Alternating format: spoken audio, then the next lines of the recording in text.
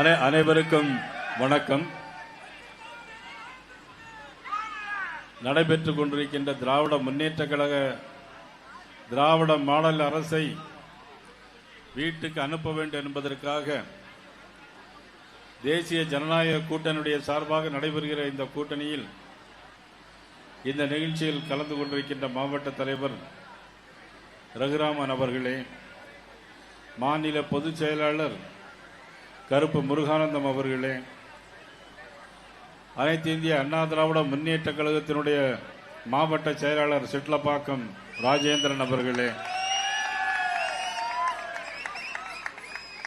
முன்னாள் அமைச்சர் எனது அன்புக்குரிய சகோதரர் TKM சின்னையா அவர்களே, பாரதிய ஜனதா கட்சியினுடைய மாநில செயலாளர் வினோஜ் பி செல்வம் அவர்களே, மாநில பிரிவுகளுடைய அமைப்பாளர் அன்புக்குரிய KT ராகவன் அவர்களே, மாவட்ட தலைவர் தமிழ் மாநில காங்கிரசினுடைய மாவட்ட தலைவர் வேணுகோபால் அவர்களே, மீனாட்சி நித்யசுந்தர் அவர்களே, முன்னாள் மாவட்ட தலைவர் வேதா சுப்பிரமணியம் அவர்களே, முன்னாள் சட்டமன்ற உறுப்பினரும் எனது நண்பருமான தாம்பரம் தனசிங் அவர்களே, பல்லாபுரம் சட்டமன்ற தலைவர் IJK தலைவர் பன்னீர்செல்வம் அவர்களே, வழக்கறிஞர் பிரிவினுடைய மாநில தலைவர் குமரூர் அவர்களே, கந்தவேலு அவர்களே, ரத்ன சுப்பிரமணியன் அவர்களே, பாலாஜி அவர்களே, மகேஸ்வரி அவர்களே, ராஜா அவர்களே, மாவட்ட தலைவர்கள் குமார் அவர்களே, டாக்டர் பிரவீன் அவர்களே, இந்த நிகழ்வில் கலந்து கொண்டிருக்கின்ற டெய்சி அவர்களே மற்றும் பாரத சஞ்சீவி அவர்களே, அண்ணன் சக்கரவர்த்தி அவர்களே, நாகர்கோவில் சட்டமன்ற உறுப்பினர் எங்களது அன்புக்குரிய NMR காந்தி அவர்களே, இந்த நிகழ்வில் திரளாக கலந்து கொண்டிருக்கின்ற தேசிய ஜனநாயக கூட்டணியுடைய அனைத்து பொறுப்பாளர்களே, உங்கள் அனைவருக்கும் எனது பணிவு கலந்த வணக்கத்தை தெரிவித்துக் கொள்கிறேன். இந்த செங்கல்பட்டு மாவட்டத்தில்தான் திருக்கழுக்குன்றம் ஸ்ரீ வேதகிரீஸ்வரர் திருமலையாவர் பிரசன்ன வெங்கடேச பெருமாளுடைய புண்ணிய பூமி. இது அருள் பாலிக்கின்ற இடம். மதுராந்தகம் ஏரியில் ஏரி காத்த ராமர் அருள் பாலிக்கின்ற இடம். நீர்நிலைகளை இந்த நிகழ்வில் சிறப்பான முறையில் கலந்து கொண்டிருக்கின்ற உங்கள் அனைவருக்கும் எனது பணிவு கலந்த வணக்கத்தை தெரிவித்துக் கொள்கிறேன். இந்த கூட்டத்தை பார்த்தால் எனக்கு ஒன்று மட்டும் நிச்சயமாக தோன்றுகிறது. இது சாதாரண கூட்டப்பட்ட கூட்டம் அல்ல. இது எல்லாம் தானாக கூடிய கூட்டம் என்பதை எடுத்து காட்டுகின்ற கூட்டமாக இந்த கூட்டம் திகழ்கிறது. இது தேர்தலுக்கான அச்சாரமாக இந்த கூட்டம் கூடியிருக்கிறது. திராவிட மாடல் அரசை வீட்டுக்கு அனுப்ப வேண்டும் என்ற ஒரே நோக்கத்திற்காக கூடியிருக்கிற கூட்டம் தான் இந்த கண்முன்னே பல்லாயிரக்கணக்கான பேர் இந்த பகுதியில் கூடியிருக்கிறார்கள். அதற்குத்தான் தேசிய ஜனநாயக கூட்டணியில்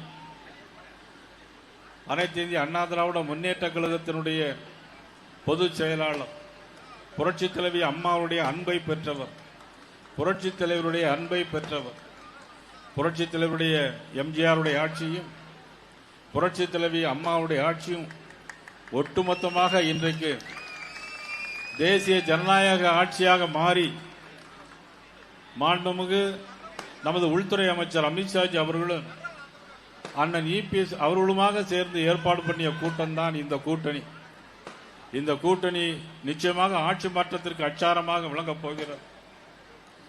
அதாவது செங்கல்பட்டு மாவட்டம், செங்கல்பட்டு மாவட்டம் என்று சொன்னால் நீர்நிலைகளில் செங்கல் நீர் பூக்களால் நிறைந்திருந்ததால் இது செங்கல் நீர்பட்டு என்ற பெயர் உருவாகி பின்னாளில் மருவி செங்கல்பட்டாக மாறியது என்பது இந்த வரலாறு சொல்லிக் கொண்டிருக்கிறது. ஆனால் இப்பொழுது வரலாறு திராவிட மாடல் ஆட்சியை திரும்ப எடுத்து தேசிய ஜனநாயக கூட்டணியுடைய ஆட்சி வரப்போகிறது. இங்கே பல்வேறு பிரச்சனைகள் இருக்கிறது. பாதாள சாக்கடை பணிகளை ஒழுங்காக செய்யாதால் இங்கே தெருக்களில் கழிவு நீர் தேங்கி இருக்கிற பிரச்சனைகள் இருக்கிறது. நீர்நிலைகளில் பூக்களுக்கு பதிலாக குப்பைகளும் மிதக்குது. பல்லாவரம் கழிவுநீர் கலந்த குடிநீர் குடிச்சு 3 பேர் அப்பாவி பேர் இறந்து போயிருக்கிறார்கள். திமுக அமைச்சர் திரு அமைச்சர் வந்து ஃபுட் பாய்சன், அதே மாதிரி தான் குடிநீர் எந்த பிரச்சனை இல்லைன்னு மக்கள் மேலே பழிய போட்டாங்க. அமைச்சர் திரு மா சுப்பிரமணியனோ துணை முதலமைச்சர் உதயசூரியன் அவர்களோ பிறந்தநாள் விழா தான் சிறப்பாக கொண்டாடுகிறார்களே தவிர தமிழக மக்களுக்காக எந்த நிகழ்வும் இங்கே இல்லை. அந்த அளவிற்கு மிக மோசமான ஒரு சூழ்நிலை தாம்பரம் மாநகராட்சியில் ஏற்பட்டு கொண்டிருக்கிறது. ஆனால் இப்பொழுதெல்லாம் கள்ளக்குறிச்சியில் கள்ள சாராய 65 பேர் இறந்து போனார்கள். கரூரிலே 41 பேர் இறந்து போனார்கள்.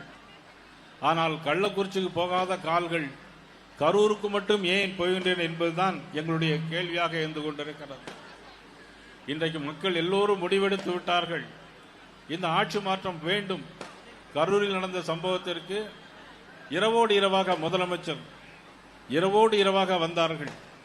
இரவோடு இரவாக வந்து எல்லா பாடிகளையும் 41 உடல்களையும் உடனடியாக அவர்கள் பரிசோதனை செய்து போஸ்ட்மார்ட்டம் பண்ணியது ஏன் என்று இன்னைக்கு உச்சநீதிமன்றம் கேள்வி எழுப்பியிருக்கிறார்.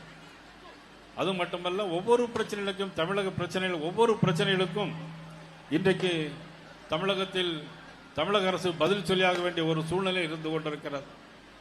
அந்த அளவு மிக மோசமான சூழ்நிலை இருந்து கொண்டிருக்கிறது. இங்கே தமிழகத்தின் தலைநகர சென்னைக்கு அருகிலிருந்தும் சொல்லிக் கொள்ளும்படி எந்தவிதமான வளர்ச்சி திட்டங்களையும் பெறாத இந்த செங்கல்பட்டு மாவட்டங்களுக்கு எத்தனை ஆத்திரம் இருக்கும். உங்க மாவட்ட மக்களின் குரலை இப்பொழுது கேட்கலாமா? இந்த வீடியோவில் இந்த மாவட்ட மக்களின் குரல் எத்தனை குறைகள் இருக்கிறது இப்பொழுது இந்த வீடியோவில் நீங்கள் பார்க்கலாம்.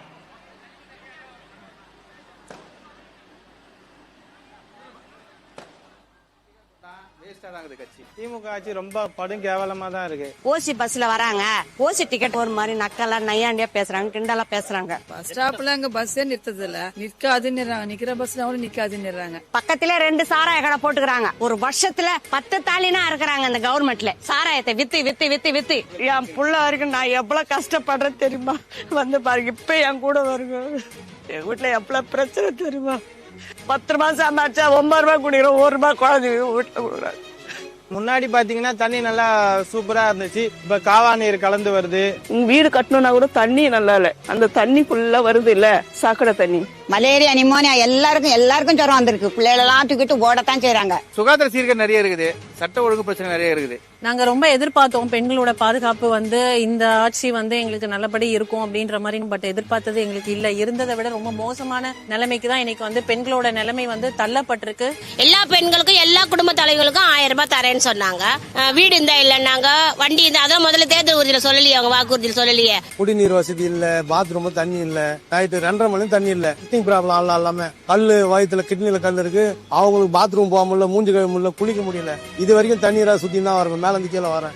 பொண்ணு பிறந்தா 700 ரூபாய், பையன் பிறந்தா 1000 ரூபாய். அதே மாதிரி செக்யூரிட்டிங்க உள்ள போனா காசு, வெளியே வந்தா காசு, ஆயாங்க வேலை செய்யறவங்க காசு. இது கவர்மெண்ட் தான் காரணம் நம்ம சொல்ல முடியும், நம்ம யாரு காரணம் சொல்ல முடியும்? இந்த ஆட்சியில நாங்க ரொம்ப கஷ்டப்படுறோம், ரொம்ப பாதிக்கப்பட்டுக்கிறோம். இந்த ஆட்சியில நாங்க ரொம்ப கஷ்டப்படுறோம், ரொம்ப பாதிக்கப்பட்டுக்கிறோம்.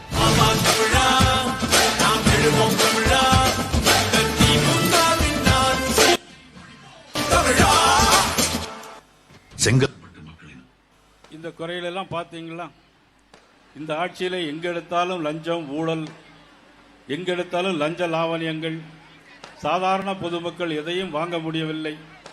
இன்னைக்கு தீபாவளி நெருங்கி கொண்டிருக்கிறது. இவ்வளவு சூழ்நிலையிலும் இன்னைக்கு விலைவாசி ஒரு விண்ணை முட்டுகின்ற விலைவாசியாக இன்னைக்கு இருந்து கொண்டிருக்கிறது.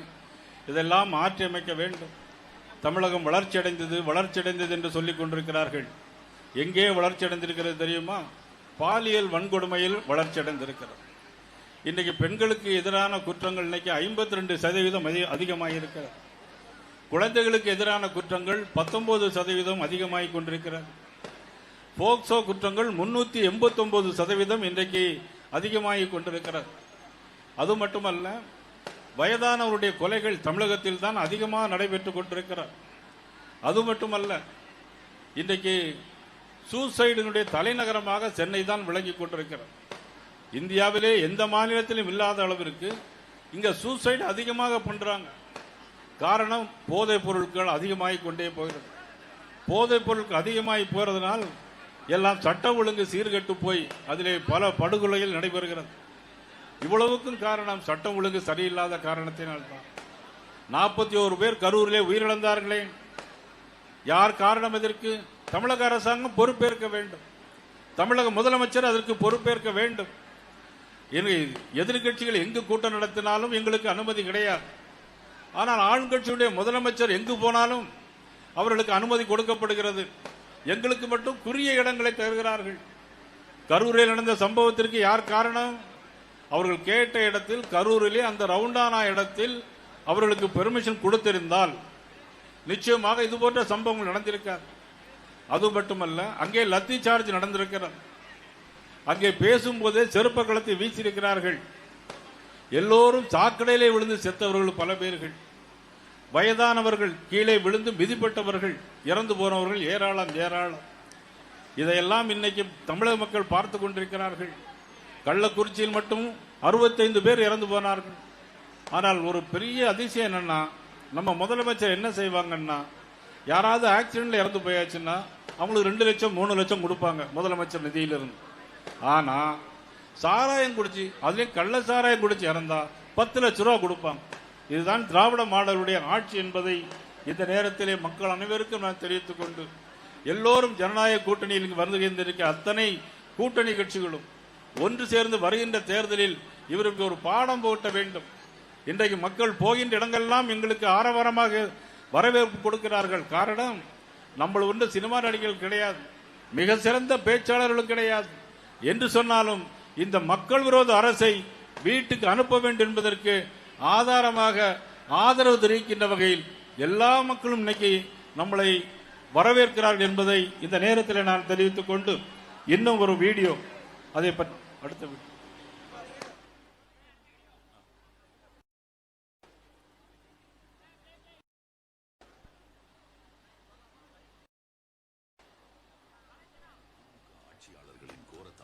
சிதைந்து விட்டது. செங்கல்பட்டு மாவட்டத்தின் தாகத்தை தீர்க்கும் தாயாக விளங்கும் பாலாற்றில் இன்று தொழிற்சாலை கழிவுகள் கலந்து பாலாறு முற்றிலுமாக அழிந்துவிட்டது. தங்களின் தேர்தல் வாக்குறுதி எண் 362 தமிழ்நாடு ஆறுகள் பாதுகாப்பு திட்டம் உருவாக்கப்படும் என்று கூறிவிட்டு அதை காற்றில் பறக்கவிட்டது. பாலாற்றில் லாரி லாரியாக மணல்கள் தினமும் கொள்ளையடிக்கப்பட்டு வருகிறது. இந்த மணலை கொள்ளையடிப்பதற்காக தான் திமுக பாலாற்றை முற்றிலுமாக அழித்தார்களா? கல்வியும் மருத்துவமும் தான் நம்ம திராவிட மாடல் அரசோட இரு கண்கள் என்று நான் அடிக்கடி சொல்வேன். இன்னைக்கு செங்கல்பட்டு மாவட்ட அரசு தலைமை மருத்துவமனையை திறந்து வச்சுட்டு இந்த விழாவுக்கு நான் வந்திருக்கிறேன். பெயருக்கு மட்டும் மருத்துவமனையை திறந்து வைத்துவிட்டு அதில் எந்த அடிப்படை வசதியும் செய்து கொடுக்காமல் பெருமை பேசுகிறார் முதல்வர். குடிநீர் வசதி இல்ல, பாத்ரூம் தண்ணி இல்ல, பாத்ரூம் போக முடியல, குளிக்க போக முடியல, பாத்ரூம்ல சரியா தண்ணி வரல, தொட்டில தண்ணி ஒன்னாக மொண்டு மொண்டு ஊத்துறாங்க தண்ணி. குழந்தை பிறந்தா பொண்ணுக்கு ஒரு பைசா, பையனுக்கு ஒரு பைசா, உள்ள போனா ஒரு ரேட்டு. மருந்து சரியில்லை, ஒரு குறிப்பிட்ட மருந்து வெளியே தான் அனுப்புறாங்க. சரியான வசதிகள் கிடையாது. இன்னொன்னு ஒரு மாத்திரை எழுதி கொடுக்குறாங்க, ஒரு எமர்ஜென்சி எழுதி கொடுக்குறாங்க. மாத்திரை போய் அந்த பழைய பில்டிங்ல போய் வாங்கிட்டு வாங்குறாங்க. அதை வாங்கிட்டு வந்ததுக்கு அப்புறம் மாத்திரைக்கு இங்க வந்து தண்ணி கூட கிடையாது. இந்த வசதி பில்டிங் கூட புதுசா கட்டி என்ன பிரயோஜனம்? இதுதான் திராவிட மாடல் ஆட்சி. இந்த உலகத்துல உள்ள எந்த நகரத்துக்கும் நடக்காத ஒரு கொடுமை இந்த செங்கல்பட்டு மாவட்டத்துக்கு திமுக அரசால் நடந்துச்சு. பல்லாவரம் கண்டோன்மெண்ட் பகுதியில் உடல்நலம் பாதிக்கப்பட்ட 37 பேரில் 3 பேர் உயிரிழந்ததற்கு மாசடைந்த குடிநீரே காரணம் என அப்பகுதி மக்கள் குற்றம் சாட்டியுள்ளனர். அரசு வழங்குற தண்ணிய குடிச்சு மக்கள் இறந்து போனாங்க. நிறைய நோய் வருது, நிறைய இன்ஃபெக்ஷன் ஆகுது. ரொம்ப கஷ்டமா இருக்கு. எங்களால சாப்பிடுறதுக்கே நாங்க கஷ்டப்படும் போது 10 ரூபாய் கொடுத்து கேன் தண்ணி எங்களால வாங்க முடியாது. உயிர் ஆதாரமான குடிநீரை குடிச்சா கூட உயிர் போகும்னா இந்த அரசாங்கத்தை அகற்றி தூக்கி எறிவதை தவிர வேற வழி இல்லை. செங்கல்பட்டில் உள்ள குப்பை கிடங்கு முறையாக பராமரிக்கப்படாததால் மக்களுக்கு பல பிரச்சனைகளை ஏற்படுத்துகிறது. துர்நாற்றம் மற்றும் நோய்கள் பரவும் அபாயமும் அதிகரித்திருக்கிறது. எல்லாருக்கும் நிறைய பேருக்கு வேதி எல்லாம் வருது. ஸ்மெல் ஒரு 10 மணி ஆனாக்கா அந்த குப்பை வரது ஓவர் ஸ்மெல் வருது. ஆனா இவ்வளோ இதுல இருந்து மல்லுக்கட்டி நாங்க ஒருத்தர் தான் எல்லாம் இது கஷ்டப்பட்டுட்டோம். இந்த குப்பையை ஃபர்ஸ்ட் எடுக்கணும். திமுக ஆட்சிக்கு வந்தா தப்பு செய்யறவங்க யாரா இருந்தாலும், மறுபடியும் சொல்றேன், யாரா இருந்தாலும் பாரபட்சம் இல்லாம நடவடிக்கை எடுப்பேன். தாம்பரம் திமுக எம்எல்ஏ SR ராஜா தனியார் நிறுவனத்திற்குள் புகுந்து அந்நிறுவன நிர்வாகிகளை ஆபாசமாக திட்டி கை கால்களை உடைத்து விடுவதாக மிரட்டிய வீடியோ வெளியாகியும் SR ராஜா மீது எடுக்கப்பட்ட நடவடிக்கை என்ன? திமுக எம்எல்ஏ கருணாநிதி மகன், மருமகள் ஆகியோர் பட்டியலின பெண்ணை வன்கொடுமை செய்த போது வரதுக்கு முன்னாடி குழம்பு கரண்டி எடுத்து அடிச்சு இந்த மாதிரி என்ன காயத்தை உண்டாக்கி வச்சிருக்காங்க சார். ஃபுல்லாமே வீட்டுக்கு போறேன்னு சொன்னாலும் என்ன பிளாக்மெயில் பண்ணி இந்த மாதிரிலாம் கொடுத்துருக்காங்க. உடனடியாக கைது செய்யாமல் தாமதித்தது ஏன்? செங்கல்பட்டு மாவட்டம் கீரப்பாக்கம் பகுதியில் ஊராட்சி மன்ற தலைவரின் மகன் வெட்டி கொலை செய்யப்பட்டிருக்கிறார். இரட்டை கொலை செங்கல்பட்டு மாவட்டம் மறைமலை நகரை நடுங்க வைத்தது. திமுக அரசு சட்டம் ஒழுங்கையும் காப்பாற்றவில்லை, சமூக நீதியையும் காப்பாற்றவில்லை.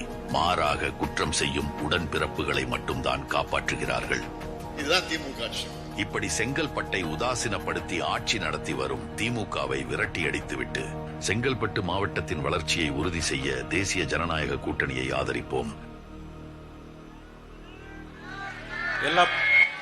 இதெல்லாம் பாத்தீங்களா? இந்த வீடியோ பாத்தீங்களா? இதுதான் திராவிட மாடல் ஆட்சி. மருத்துவமனையை திறந்து வைப்பாங்க, மருந்து இருக்காது. ஆனா எல்லாம் சுத்தமா ஆக்குவோன்னு சொல்லுவாங்க. இவ்வளவு குப்பை தொட்டியை எல்லாம் போட்டு வச்சிருக்கிறாங்க. இவ்வளவு குப்பைகள் இருந்தால் மனிதன் எப்படி சுகாதாரமாக வாழ முடியும்? ஆனால் இதையெல்லாம் மாற்றி அமைக்க வேண்டும் என்பதற்காகத்தான் நமது பாரத பிரதமர் நரேந்திர மோடி அவர்களும் நமது உள்துறை அமைச்சர் அமித்ஷாஜி அவர்களும் தேசிய ஜனநாயக கூட்டணியை உருவாக்கி இருக்கிறார்கள். ஒரு அரசாங்கம் நல்ல முறையில் செயல்பட வேண்டும் என்று சொன்னால் நிச்சயமாக மத்திய அரசுடைய துணை இருந்தால்தான் செய்ய முடியும்.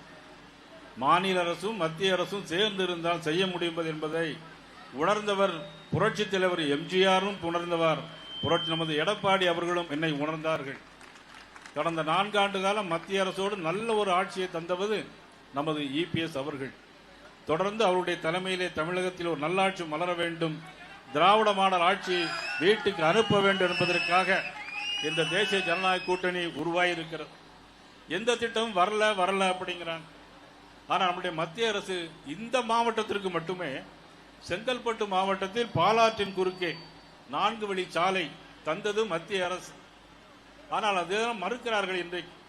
அதே மாதிரி 571 கோடி ரூபாய் செலவில் இன்னைக்கு 124 கிலோமீட்டர் நீளத்தை உள்ளடக்கிய திருப்பதி திருத்தணை சென்னை சாலை இன்றைக்கு மத்திய அரசு கொடுத்திருக்கிறது.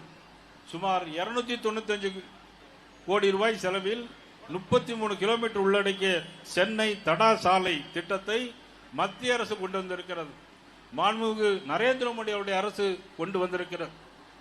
600 கோடி ரூபாய் திட்ட செலவுடன் 30 கிலோமீட்டர் பரப்பளவு கொண்ட சென்னை எண்ணூர் துறைமுக இணைப்பு சாலை, இது போன்ற திட்டங்களை வழங்கியது மத்திய அரசு.